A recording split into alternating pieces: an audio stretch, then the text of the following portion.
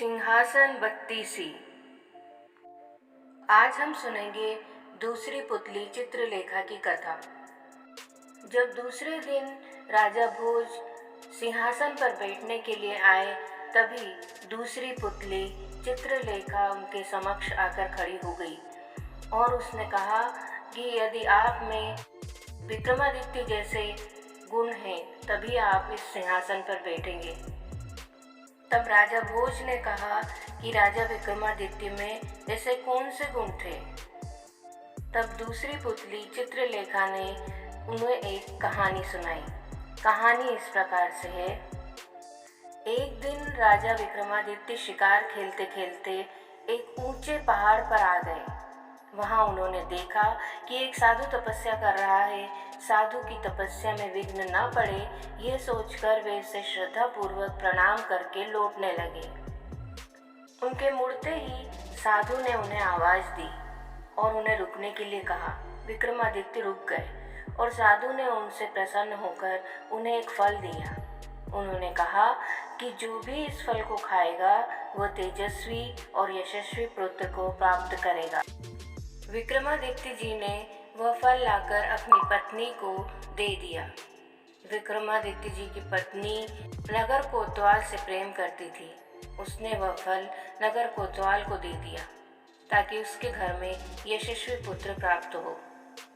नगर कोतवाल एक वेश्या के प्रेम में पागल था और उसने वह फल उस वेश्या को दे दिया।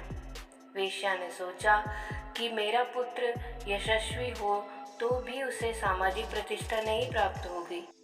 उसने काफी सोचने के बाद यह निष्कर्ष निकाला कि इस फल को खाने का असली अधिकारी तो राजा विक्रमादित्य ही है। उनका पुत्र उन्हीं की तरह योग्य और सामर्थ्यवान होगा तो प्रजा की देखरेख अच्छी तरह से हो पाएगी और वह खुश भी रहेंगे। यही सोचकर उसने विक्रमादित्य को वह फल भेंट कर दिया। फल को देखकर विक्रमादित्य ठगे से रह गए।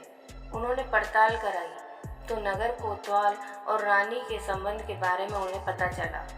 वे इतने दुखी और खिन्न हो गए कि राज्य को ज्यों का त्यों छोड़कर वन चले गए और कठिन तपस्या करने लगे।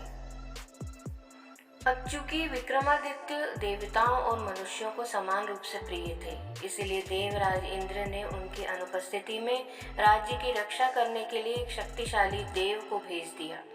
वह देव नृप विहीन राज्य की बड़ी मुस्तैदी से रक्षा करता तथा पहरेदारी करने लगा।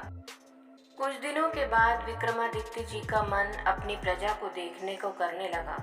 जब उन्होंने अपने राज्य में प्रवेश करने की चेष्टा की तो देव सामने आकर खड़ा हो गया।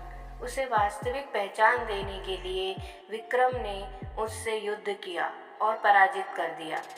पराजित देव मान गया कि उसे हराने वाले विक्रमादित्य ही हैं और उसने उन्हें बताया कि उनका एक पिछले जन्म का शत्रु यहाँ आ पहुँचा है और सिद्धि कर रहा है।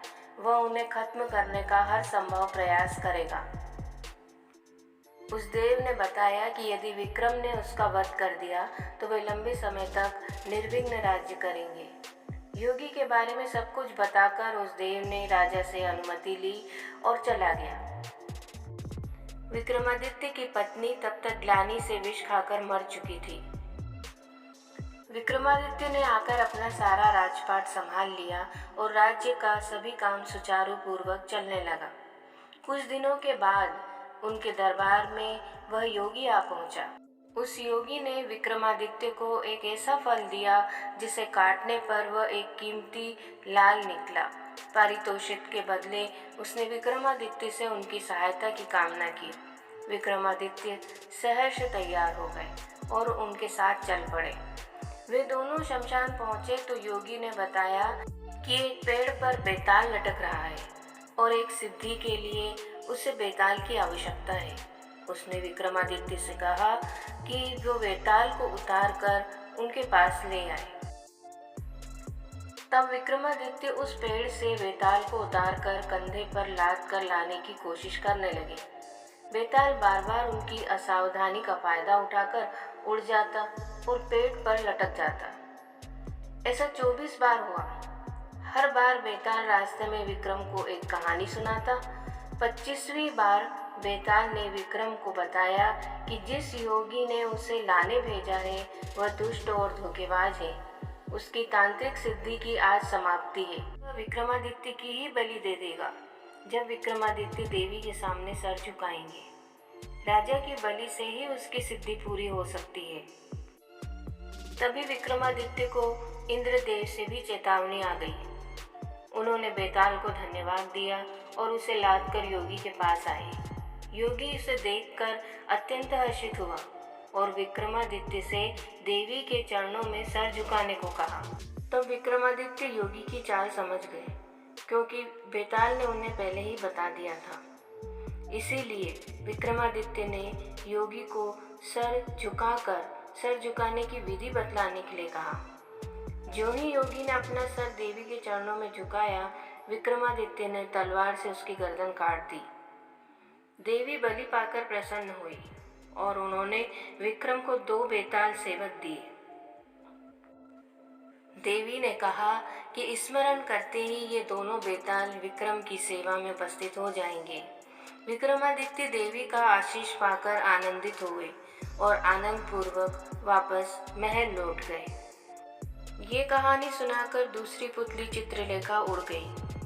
तब राजा ने दूसरे दिन भी सिंहासन पर बैठने का विचार छोड़ दिया और वे चले गए।